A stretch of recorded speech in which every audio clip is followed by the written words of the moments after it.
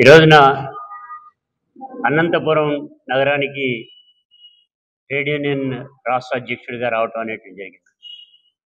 వెంకటరామరెడ్డి గారు అన్నగారు బాగా సన్నిహితులు. చూస్తే ఆశ్చర్యం కలుగుతూ ఉంది. అనంతపురం అంటే అంత గందరగోళంగా నేర రోడ్లు ఉంటాయి అనుకున్నా, కానీ నీకు చాలా కాలం అయింది ఇక్కడికి వచ్చేవాడు. ఈ నగరం అద్భుతంగా తయారు చేసినటువంటి వాడు ఎవరు? విశాలమైనటువంటి రోడ్లు, ట్రాఫిక్ అంతరాయం లేనటువంటి పద్ధతిలో ముందుకు సాగేటువంటిది, అభివృద్ధిలో పెద్దపీట వేసినటువంటి పద్ధతిలో కనపడుతుందంటేనే 2019-24 మధ్యలో జరిగినటువంటి అభివృద్ధి వెంకటరామరెడ్డి గారి యొక్క ప్రతీక అనేటువంటిది నాకైతే కనపడింది. నేను ఒక ఛాలెంజ్ తలుచుకున్నా. ఇవాళ చంకలు గుద్దుకుంటున్నటువంటి చంద్రబాబు నాయుడు, లోకేష్ వారికి ఇవాళ ఏదో గెలిచేసాము, ఏదో ఉప ఎన్నికల్లో గెలిచాము అనేటువంటి పద్ధతిలో అనుకునేటువంటి వాళ్ళందరికీ మీకు దమ్ము ధైర్యం ఉంటే అనంతపురం నడి రోడ్లో నేను వస్తా, మా అన్నగారు అయినటువంటి వెంకటరామరెడ్డి గారు కూర్చుంటారు. అభివృద్ధి విషయంలో ఈ రాష్ట్రంలో కానీ ఈ అనంతపురంలో కానీ అభివృద్ధి మీరు చేశారా, మేం చేశామా ఛాలెంజ్ చేస్తున్నాం. ఆయన అడగకుండానే నేను ఇది చెప్పదలుచుకున్నాను. నేను ఒకటే చెప్తున్నా, ఈ రాష్ట్రంలోకి సంబంధించినంత వరకు కూడా నిరుద్యోగులైనటువంటి యువతకి 20 లక్షల ఉద్యోగాలు ఇచ్చేస్తామని చెప్పారు. 20 లక్షలు కాదు కదా, 20 ఉద్యోగాలు ఇచ్చారా? ఓ పక్క నుంచి డిఎస్ఏ అనేటువంటిది ఏదో చెప్తానన్నారు, దాన్ని దాటవేసేటువంటి పద్ధతిలో తీసుకున్నారు. కానీ ఉద్యోగాలు ఇచ్చేపటికి ఇంకొక ఆయన పవన్ కళ్యాణ్ గారు, డిప్యూటీ సీఎం గారు, ఆయన కూడా ఉద్యోగాలు ఇచ్చి తీరుతామనేటువంటి చెప్తూనే నేను నా తమ్ముడికి ఒక పెద్ద ఉద్యోగం ఇచ్చాను, మీ అందరికీ ఉద్యోగాలు ఇచ్చేసినట్టు అనేటువంటి పద్ధతిలో ఆయన మాట్లాడుతున్నాడు. అంటే దీని అర్థం ఏంటి? గతంలో 2014లో ఆయన పెద్ద ఉద్యోగం లోకేష్కి ఇచ్చాం, ఎమ్మెల్సీ ఇచ్చాం, మంత్రి ఇచ్చాం, ఎవరికి ఇవ్వక్కర్లేదన్నాడు. ఇవాళ 20 లక్షల ఉద్యోగాలు ఇస్తా అన్నాడు, 3,000 రూపాయలు నిరుద్యోగ భృతి ఇస్తా అన్నాడు, అభివృద్ధి బ్రహ్మాండంగా చేస్తా అన్నాడు, సంక్షేమం వదలననేటువంటి పద్ధతిలో మాట్లాడాడు. కానీ ఇవాడు ఇచ్చాడా? ఉద్యోగాలు అనేటువంటి కలగ చేశారన్నా. దమ్మున్న నాయకుడు జగన్మోహన్ రెడ్డి గారు అధికారంలోకి రాగానే 1,30,000 ఉద్యోగాలు మొత్తానికి సెక్రటేరియట్ ఎంప్లాయీస్ ఇచ్చినటువంటి ఘనత జగన్మోహన్ రెడ్డి గారికి ఉంది. 3 లక్షల వాలంటీర్ ఉద్యోగాలు ఇచ్చినటువంటి ఘనత ఉంది. ఆర్టీసీలో ఉండేటువంటి ఉంటుందో పోతుందో అనేటువంటి పద్ధతిలో ఉండేటువంటి ఆర్టీసీ కార్మికుల యొక్క ఉద్యోగాలందరినీ పర్మనెంట్ చేసి గవర్నమెంట్ ఉద్యోగాలు తీసుకొచ్చినటువంటి ఆయన జగన్మోహన్ రెడ్డి గారు. ఇంతే కదండి నేను చెప్పేది. అవుట్ సోర్సింగ్ కార్పొరేషన్ ఉద్యోగం ఈ రోజు వస్తే నువ్వు ఉద్యోగంలో రావడానికి వీల్లేదంటే అవుట్ సోర్సింగ్ కార్పొరేషన్ ఏర్పాటు చేసి లక్షలాది మంది ఎంప్లాయీస్ కి ఆసరా కలిగించినటువంటిది జగన్మోహన్ రెడ్డి గారు అనేటువంటి గుర్తు చేస్తున్నా.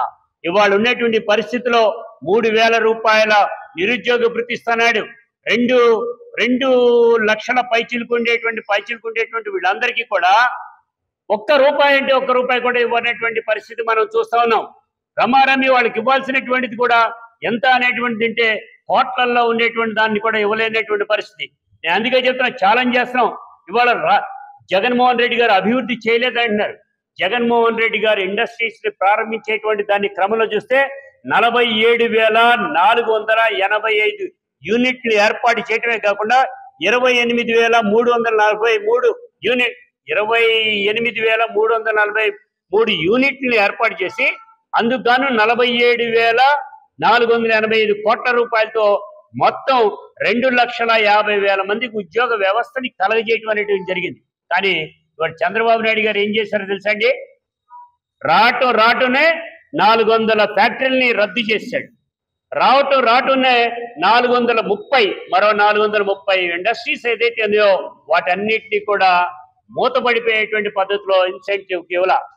దిగిపోయే నాటికి 3,000 కోట్ల రూపాయలు బకాయి ఉంటే జగన్మోహన్ రెడ్డి గారు అధికారంలోకి వచ్చిన తర్వాత ఇవ్వటం అనేటువంటి జరిగింది. వాళ్ళ యొక్క ప్రోత్సాహకాలుగా ఇవ్వటం అనేటువంటి జరిగింది. ఇవాళ జగన్మోహన్ రెడ్డి గారు గతంలో ఇండస్ట్రీ ఎందుకు చెప్తున్నారంటే ఏ రకమైనటువంటి అభివృద్ధి చేయలేదని అన్నారు. టాటా, బిర్లా, ఈ దేశంలో ఉండేటువంటి పెద్ద పెద్ద పెట్టుబడిదారులు అదాని, అంబానీ వీళ్ళందరినీ కూడా ఒకే స్టేజ్ మీదకి తీసుకొచ్చినటువంటి ఘనత జగన్మోహన్ రెడ్డి గారికి ఉంది. అదే తరహాలో 380 యూనిట్లు ఏదైతే ఉన్నాయో యూనిట్లు ప్రారంభిస్తాం, 6 లక్షల ఉద్యోగాలు కల్పించేటువంటి పద్ధతిలో మేము తీసుకుంటాం అనేటువంటి దాంట్లో కూడా చెప్పడం జరిగింది. 13,11,000 కోట్ల రూపాయలు పెట్టుబడి తీసుకురావడానికి జగన్మోహన్ రెడ్డి గారు శ్రీకారం చుట్టారనేట్టు కూడా ఈ సందర్భంగా కూడా చెప్తున్నాం. మనం చూడలేదా 3 కారిడార్లలో పోర్టుల నిర్మాణం, హాస్పిటల్స్ నిర్మాణం, అదే పద్ధతిలో ఇక్కడ జరిగేటువంటి ప్రతి పల్లెలో చూస్తే ఏ పల్లెలోకి వెళ్ళినా కానీ హాస్పిటల్స్ కానీ లేదా సెక్రటేరియట్ బిల్డింగ్లు కానీ గ్రామ పంచాయతీ బిల్డింగ్లు కానీ అన్ని సర్వతోముఖంగా చేసినటువంటి ఘనత మనకు వస్తే ఇవాళ వీళ్ళు మాట్లాడేటువంటి అభివృద్ధి చేయలేదు అని అంటున్నారు. వాళ్ళు అభివృద్ధి చేశారంట. వాళ్ళ అభివృద్ధి దేనిలో చేశారు? రిగ్గింగ్ చేయటంలో అభివృద్ధి సాధించారు.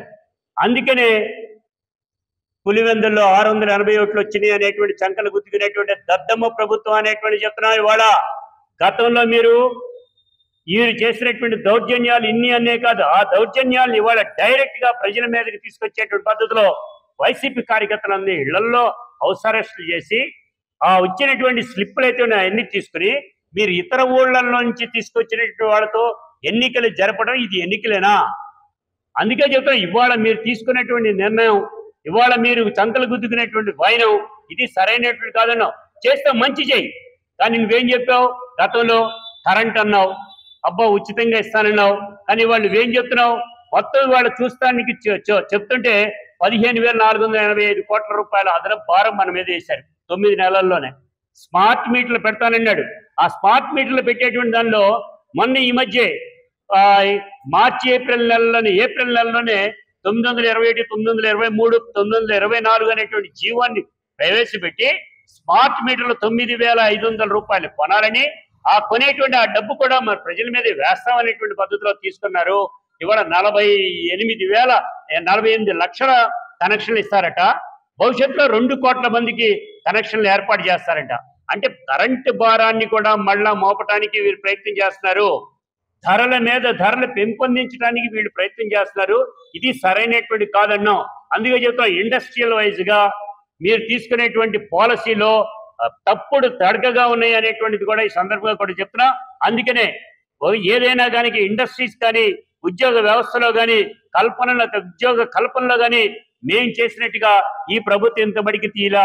ఒక్క 1 year లోనే అర్థమైపోయింది. అన్నం పట్టుకుంటే మెతుకు పట్టుకుంటేనే అది కరెక్ట్ గా ఉడికిందా లేదా అనేటువంటి పరిస్థితి 1 year లోనే కూడా ఈ ప్రభుత్వం దద్దమ ప్రభుత్వంలాగా తయారైంది అనేటువంటి పద్ధతిలోనే ఉన్నది తప్ప అభివృద్ధి విషయంలో ఏమాత్రం లేదు.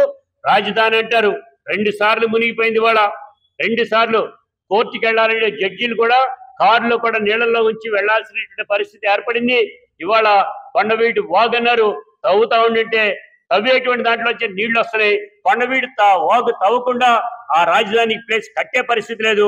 అది కట్టాలంటే నువ్వు కంపల్సరిగా 18 అడుగులు లోతు తవ్వాలి.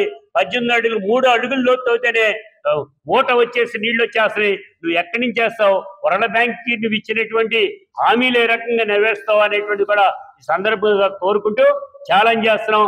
అభివృద్ధి విషయంలో మేము ఎప్పటికైనా ఎక్కడైనా కానీ కూర్చొని మాట్లాడటానికి చర్చలకి మేము సిద్ధంగా ఉన్నామని టీడీపీ వాళ్ళకి హెచ్చరిస్తున్నాం.